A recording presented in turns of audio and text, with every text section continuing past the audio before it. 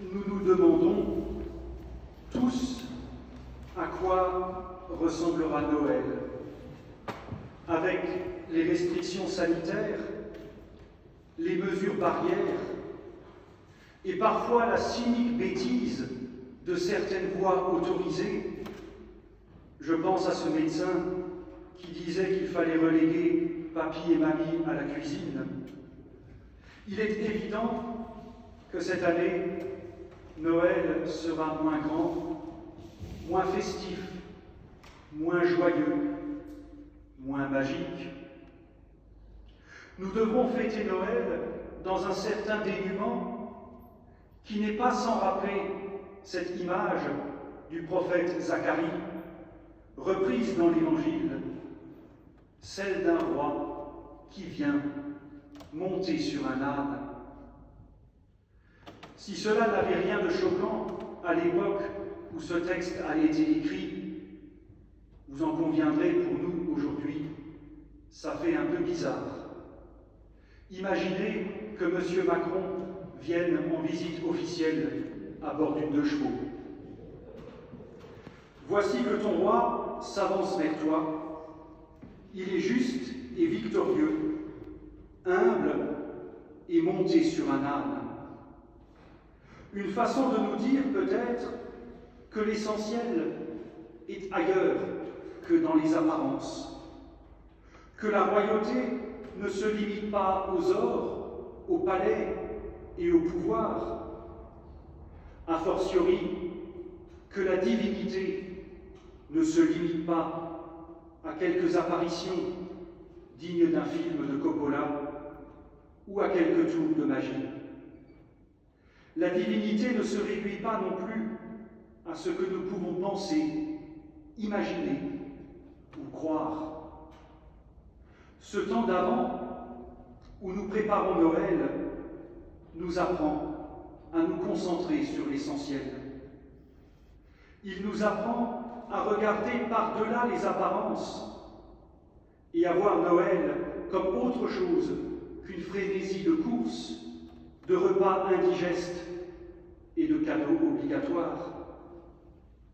Nous aurons un Noël moins festif, moins joyeux, moins grand, moins magique, mais peut-être plus authentique.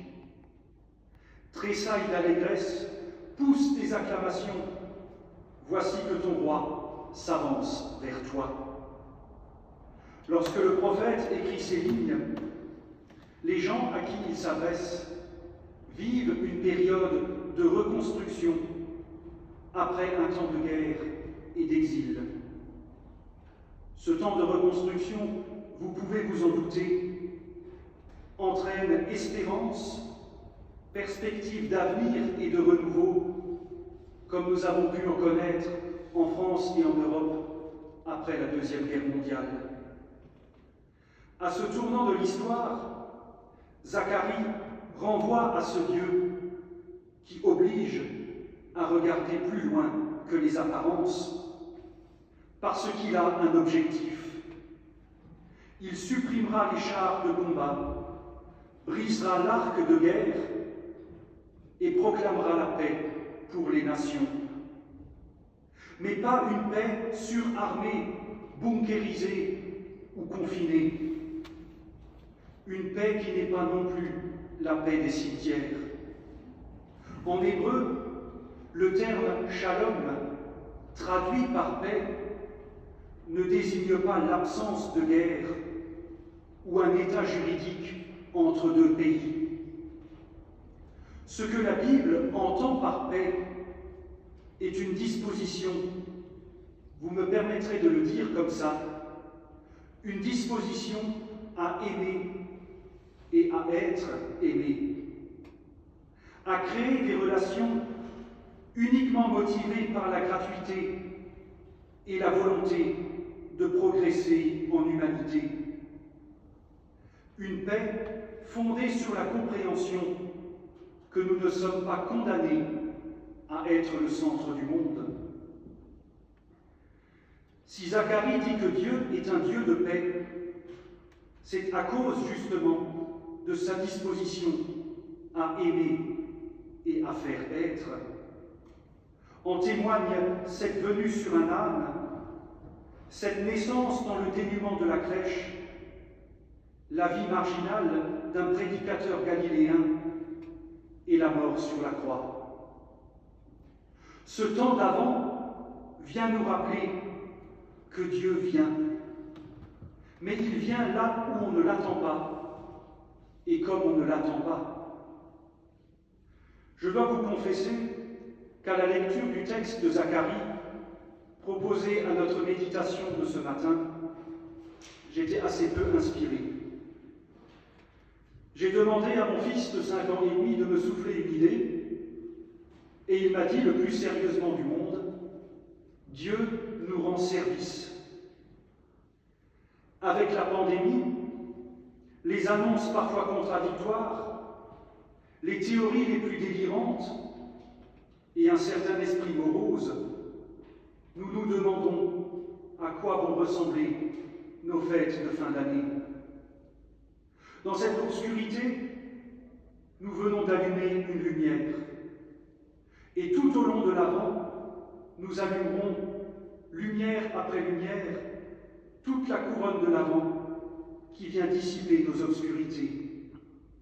Et effectivement, dans cette lumière qui nous touche et nous guide, Dieu nous rend service. Il ne s'agit pas de couvrir Noël d'un vernis pieux, mais Dieu nous rend le service de changer nos regards sur le monde. Ce monde qui est littéralement en train de crever parce qu'on n'est plus ou pas capable de s'écouter, parce qu'on n'est pas ou plus capable d'accueillir celui qui vient au nom du Seigneur, plus ou pas capable, dans nos routines et nos indifférences, d'être ouverts à l'impossible qui survient. Aussi, cette lumière nous invite à accepter de laisser Dieu nous rendre service, de le laisser éclairer nos regards pour voir plus loin que les lumières fictives et l'éclairage artificiel, et faire de ce Noël l'accueil du Dieu qui vient et qui aura besoin de notre foi et de nos convictions pour laisser une chance à la paix et faire de ce monde un monde où l'homme ne sera plus un loup pour l'homme. Tel est le service que Dieu nous rend et tel est le sens de Noël. Amen.